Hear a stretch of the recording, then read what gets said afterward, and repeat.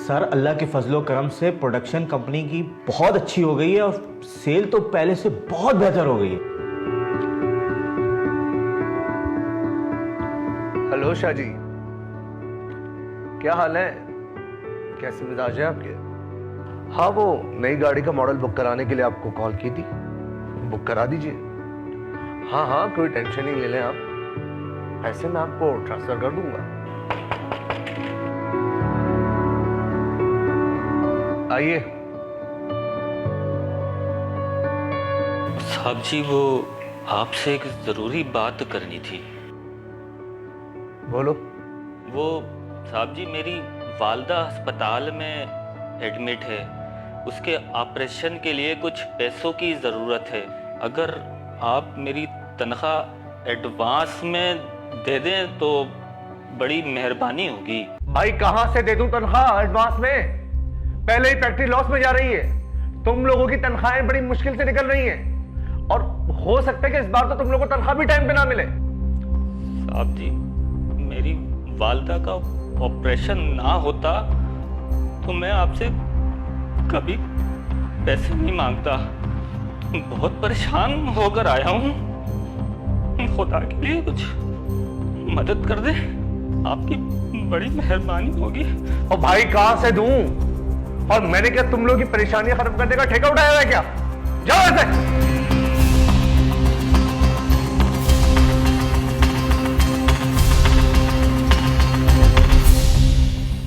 Sir factory तो profit में जा रही है, अगर अब इस बेचारे को थोड़े पैसे दे देते।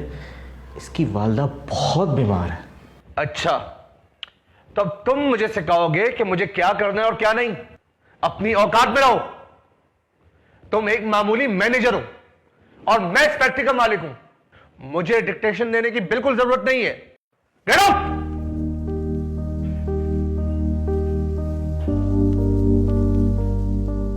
फरहान भाई भी तो पैसे नहीं दे रहे हैं यार, फ्री में। फरहान भाई निकाल दे यार, पता नहीं। देखो, कहता है कंपनी लॉस में, साल में 4 बार गाड़ियां बदलता है और हर मरतबा पहले से महंगी और बड़ी गाड़ी लेता है। भाई हमारी बला से 10 गाड़ियां बदले, कम से कम हमें तनख्वाह तो वक्त पर दे दिया करे। क्या? मगर कैसे?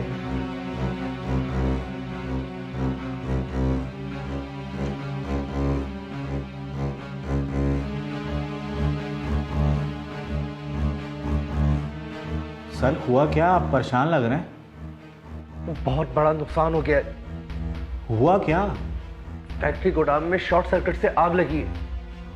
आग तो बुझा दी गई है, लेकिन काफी ज्यादा माल डैमेज हो चुका है। सर आप परेशान मत हो, हम प्रोडक्शन को तेज कर देंगे और नुकसान को कवर करने की पूरी कोशिश करेंगे।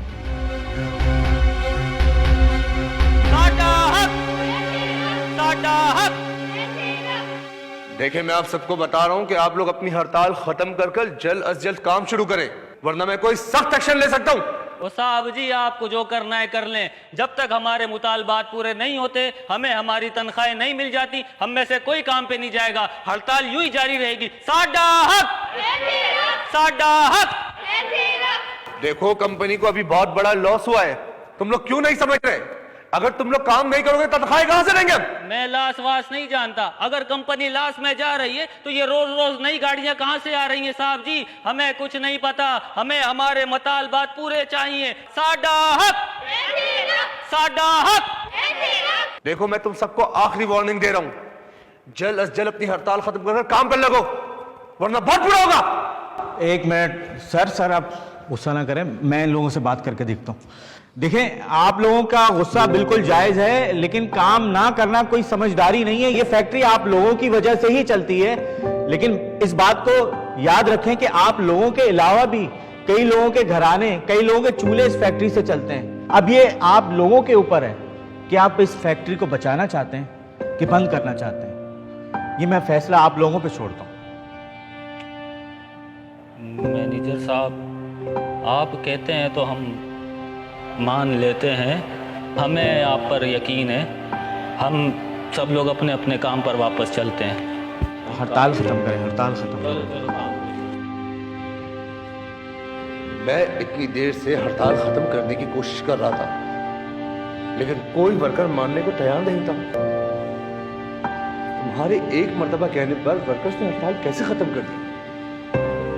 सर वो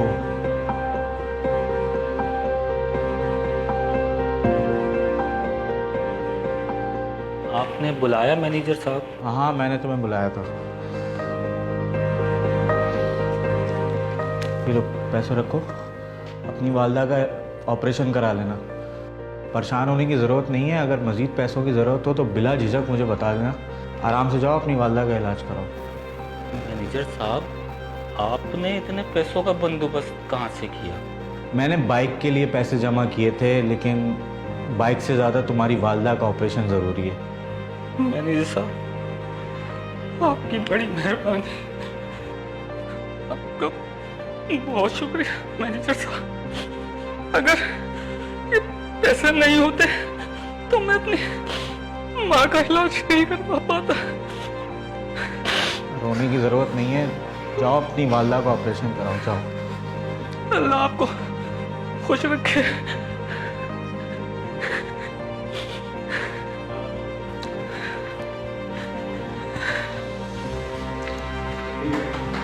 हाँ भाई यार, क्या मालिक ने तेरी वालदा के इलाज के लिए एडवांस दे दिया? नहीं यार, मालिक ने तो एडवांस देने से साफ मना कर दिया था, मगर हमारे मैनेजर साहब उन्होंने अपनी जेब से पैसे देकर मेरी मदद की है। वही मैं कहूँ यार, हमारे मैनेजर साहब दिल के बहुत अच्छे हैं, तमाम वर्कर्स का बहुत ख्याल रखते हैं। अल्लाह उनको यार खुश रखे।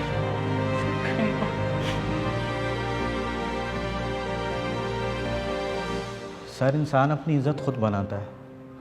अगर आपका इखलाक अच्छा होगा तो लोग आपकी इज़्ज़त करेंगे, और अगर आपका इखलाक ख़राब होगा तो कोई भी आपकी इज़्ज़त नहीं करेगा।